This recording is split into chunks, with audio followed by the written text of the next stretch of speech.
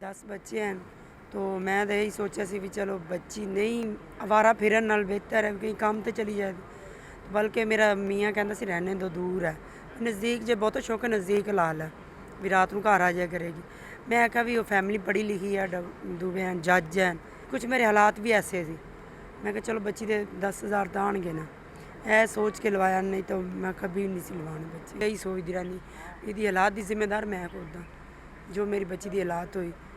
तो कहती अम्मी बहुत मैंने बाजी मारती सी, बहुत मारती सी, हद तो ज़्यादा मारती होंगी सी। जज नूं जे पता भी बीवी मेरी पागल है, कहता जे है पागल है, फिर बच्चे अपने मारे, उसकी लत्तां बाहां तोड़ियां बच्चे अपने दी, उन्हें सिर पाड़े ने, उसने दंद तोड़े, उसने अखियां दी कड्डियां बच्चियां दियां।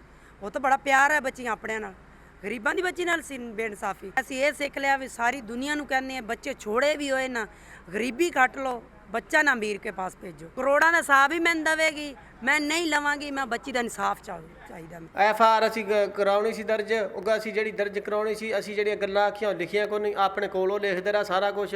ਉਹਨਾਂ ਨੇ ਆਪਣੇ ਲਿਖ ਲੁੱਕ ਕੇ ਤੇ ਉਹ ਜੱਜ ਦਾ ਫੋਨ ਆ ਗਿਆ ਸੀ ਥਾਣੇ 'ਚ, ਉੱਥੇ ਜਿਹੜਾ FR ਲਿਖਦਾ ਪਿਆ ਸੀ ਬੰਦਾ, ਉਹਨਾਂ ਨੇ ਸਾਰੀ ਗਲਤ ਲਿਖੀ ਆ, ਸਾਡੇ ਜਿਹੜੇ ਅਸਲ ਬਿਆਨ 'ਚ ਕੋਈ ਵੀ ਨਹੀਂ ਲਿਖੇ। ਅਸੀਂ ਇਹ ਅਪੀਲ ਕਰਦੇ ਹਾਂ ਆ ਵਜ਼ੀਰ ਆਲਾ ਦੇ, ਇੱਜੇ ਪੰਜਾਬ ਦੇ ਜੋ ਵੱਡੇ ਵੱਡੇ ਅਫਸਰ ਆ, ਸਾਡੀ ਸੁਣਾਈ ਕਰੀ ਜਾਵੇ ਔਰ ਜਲਦ ਤੋਂ ਜਲਦ ਗ੍ਰਿਫਤਾਰ ਕੀਤੀ ਜਾਵੇ, ਉਹਨੂੰ ਉਸ ਤਰ੍ਹਾਂ ਹੀ ਸਜ਼ਾ ਮਿਲੇ ਜਿਸ ਤਰ੍ਹਾਂ ਬੱਚੀ ਨਾਲ ਮਿਲੀ ਹੈ। ਅਸੀਂ ਤਾਂ ਨਪੜ ਸੀ ਦੇ, ਉਹ ਪੜ੍ਹੀ ਲਿਖੀ ਫੈਮਿਲੀ ਸੀ, ਉਹਨੂੰ ਨਹੀਂ ਸੀ ਦੇਖਦਾ 13 ਸਾਲ ਦੀ ਬੱਚੀ ਕਿਉਂ ਰੱਖਦੇ, ਤੇ ਨਾਲ ਇੰਨਾ ਜ਼ੁਲਮ ਉਹਨਾਂ ਨੂੰ ਕਿਹਨਾਂ ਅਖਤਿਆਰ ਦਿੱਤਾ ਹੈ, ਬੱਚੀ ਕੋ ਬਰਦਾ ਕਰਕੇ ਵੇਚੀ ਸੀ ਕਿ ਉਹ ਪੈਸੇ ਵਾਲੇ ਤੇ ਉਹ ਬੰਦੇ ਖਰੀਦਦੇ ਆ, ਕੋਈ ਐਡਵਾਂਸ ਤੇ ਨਹੀਂ ਸੀ ਲਿਆ। ਇੱਕ 10,000 ਪਿੱਛੇ ਮੇਰੀ ਪੋਤੀ ਨੂੰ ਬਾਰ-ਬਾਰ ਮਾਰਿਆ, ਬਾਰ-ਬਾਰ ਮੌਤ ਮੈਂ ਦਿੱਤੀ ਉਹਨੂੰ, ਮੈਂ ਉਹਨੂੰ ਕਦੀ ਮਾਫ ਨਾ ਕਰਾਂਗੀ, ਸਜ਼ਾ ਦਵਾ ਕੇ ਰੁਕਾਂਦੀ, ਉਂਝ ਕਦੀ ਨਾ ਰੁਕਾਂਦੀ।